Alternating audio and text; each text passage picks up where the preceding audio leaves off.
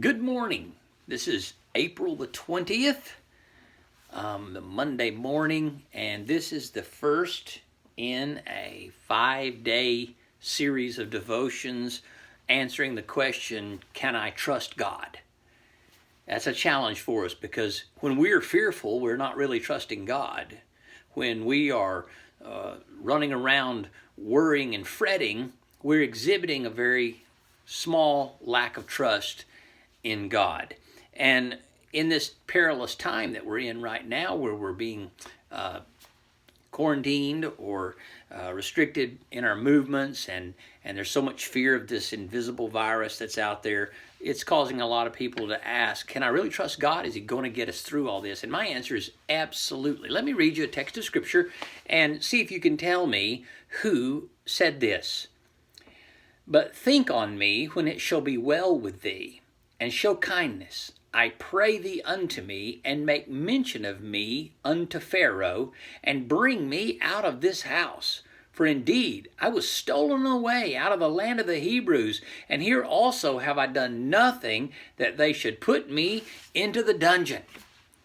Who is begging for his freedom? Who is there in a situation saying, please help me? Well, I can tell you who it was. It was Joseph. Joseph was taken by his brethren and thrown into a pit, sold as a slave, ended up in a dungeon, and Joseph is now asking the cupbearer in Pharaoh's kingdom if when he's free, would he please tell the story to Pharaoh about him to get him out of that prison. He's asking him for help.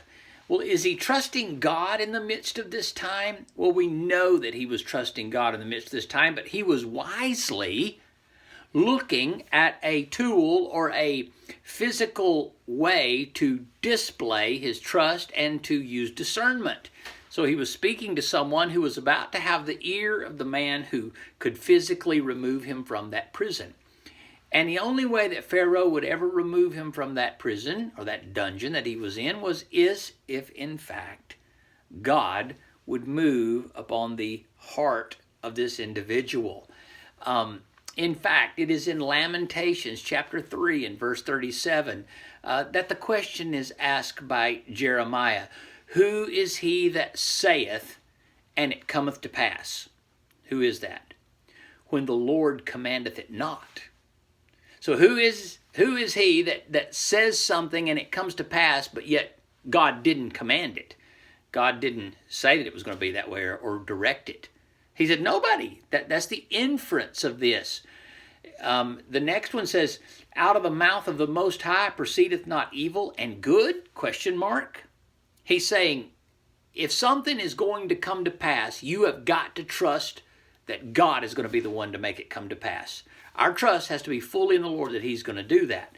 And he said, you have to accept the fact that out of the mouth of God comes evil and good. This is just the way it is in the world. And we don't want to give a sovereign God that kind of power. We want to say, well, I want to limit God. I don't want to trust him that much. It was Amos chapter 3, verse number 6. Shall a trumpet be blown in the city and the people not be afraid? Shall there be evil in a city and the Lord hath not done it? He said, if something shows up in a city, evil or good, he said, you're going to have to understand nothing has happened apart from the good pleasure of God. And so when we see all of this stuff happening around us and we're confused about the outcome of it, we can trust God, or we can be like Joseph and say, hey, here's some things I need to do.